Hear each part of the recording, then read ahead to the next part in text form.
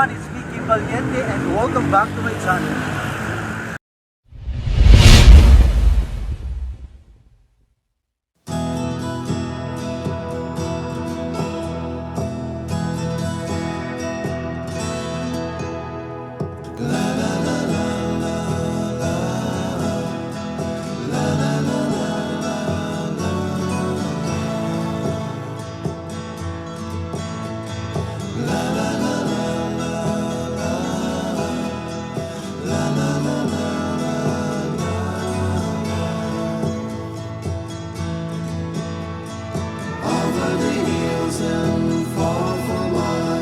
She's waiting for love to be realized.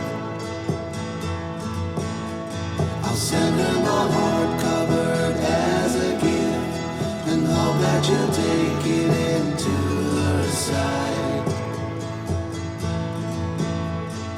La la la la la la la la la. So everyone, for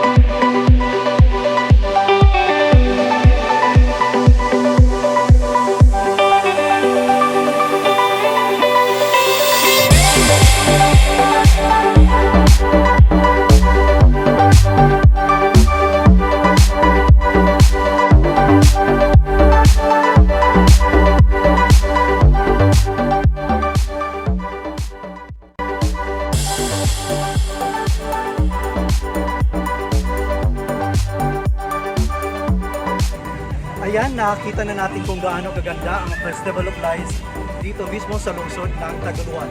Now, if you are planning to visit this place, please do not forget to follow the safety protocols, and that is to wear your face mask para safe tayong lahat.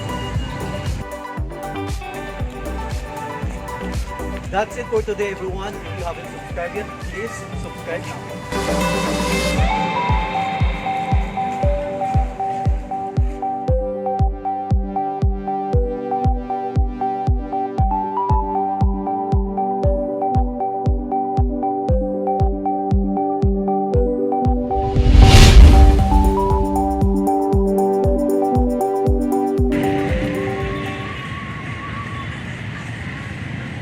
Hi Noy! Kumusta? Noemi is not from Tagoloan, pero let us try to ask her kung ano yung inaasahan niya sa pagbubukas ng giant Christmas tree dito sa Tagoloan. So Noy, ano yung inaasahan mo? May lights. May lights. Ano pa? So what do you think is the difference between last year and ngayon? I think mas bongga. Wow! Bakit? Hindi ba bonggang dati? Okay lang. Pero dati mas maraming tao. Yes, ngayon, dahil sa pandemic, limited slots. Last year po kasi maraming tao. Ngayon, mas maraming tao. Tsaka may